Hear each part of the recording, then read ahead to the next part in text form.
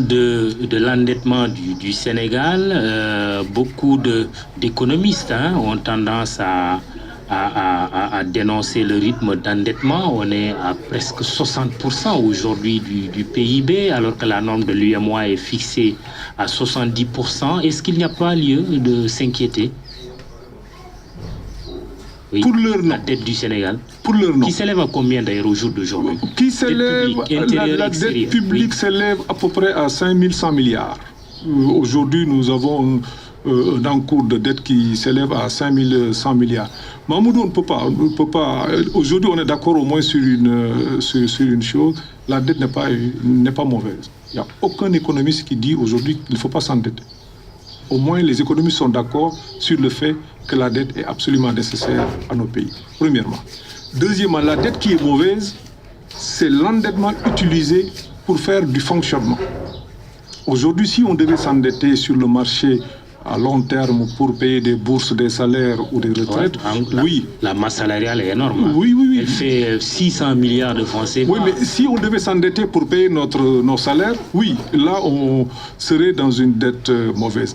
Mais si on doit s'endetter pour faire des investissements, si on s'endette avec aujourd'hui un taux d'intérêt qui baisse, si on s'endette pour financer les besoins vitaux de ce pays, je pense que Mamoudou, ça c'est une excellente chose. Maintenant, nous devons être vigilants sur l'endettement. Nous avons effectivement un ratio d'endettement de 60% à peu près du PIB contre une limite, en tout cas par rapport à une limite de 70%, ça c'est vrai, mais il faut voir aussi la structure de notre dette. Pour l'essentiel, nous avons une dette multilatérale. Pour l'essentiel, nous avons une dette très longue, avec une concessionnalité qui varie entre 15 et 50%, une maturité qui varie entre 20 et 25 ans, cela représente à peu près 49% de la dette publique. Je pense que, Mamoudou, il n'y a pas de quoi s'inquiéter, même si nous devons être vigilants et même si nous avons pris des mesures très transparentes dans le budget. C'est de dire à l'Assemblée, vous nous autorisez à aller nous endetter.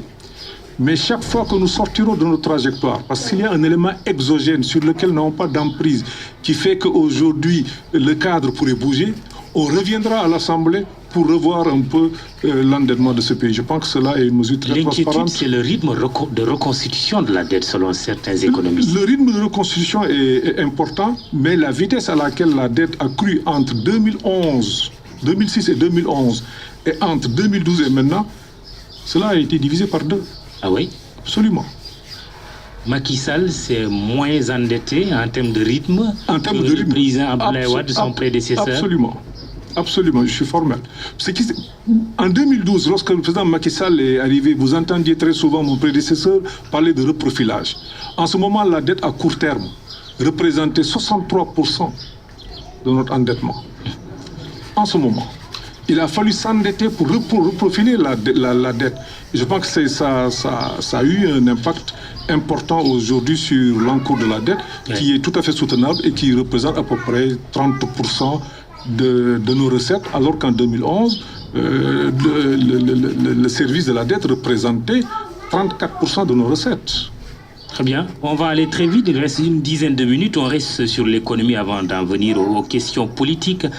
Est-ce que l'hypothèse d'une vente de la CSS, compagnie sucrière sénégalaise, et des grands moulins est aujourd'hui retenue? L'État est-il au courant de cela, même si la direction de la CSS a démenti cette information? Non, l'État n'est pas au courant. Mais nous sommes aussi, il faut le reconnaître, dans un processus qui ne concerne que des privés. Oui. C'est d'abord, nous sommes une société de liberté. Je pense qu'il est possible que Mimran envisage de céder tout au parti de ses activités, de se reconcentrer sur autre chose. Mais à la date d'aujourd'hui, l'État n'est pas saisi d'une vente de la compagnie sucrière ou des grands moulins de Dakar. Donc, c'est à l'état d'information que nous avons comme tout le monde. Si cela devrait se faire et que la CSS le vendait à des Marocains, ça ne vous gênerait point? Mais là, on pourrait discuter avec Jean-Claude, avec le groupe Mimran, je voudrais dire, pour voir un peu et préserver les intérêts du pays comme on l'a fait en d'autres circonstances. La perspective du pétrole et du gaz, qu'est-ce que cela pourrait apporter au Sénégal, à ses finances, à son économie? Mais une perspective très intéressante sur laquelle nous travaillons aujourd'hui. Le Sénégal a bénéficié de découvertes importantes qui se confirment jour après jour. C'est vrai qu'au niveau du ministère de l'économie et des finances, dans un premier temps, nous suivons la question de loin. Nous travaillons sur une économie sans pétrole et gaz, mais force est de constater aujourd'hui que c'est une réalité qui est là et nous nous réjouissons des dispositions, des mesures prises par le président Macky Sall pour que ces ressources soient gérées en toute transparence et pour que l'on puisse aujourd'hui construire une économie qui pourrait en tout cas profiter pleinement du pétrole et du gaz. Dans vos projections, quand est-ce qu'on devrait avoir ce pétrole et ce gaz? Toutes les dispositions sont prises aujourd'hui par le président de la République pour que dans un horizon de 4 ans, 5 ans, qu'on puisse exploiter au moins le gaz du Sénégal.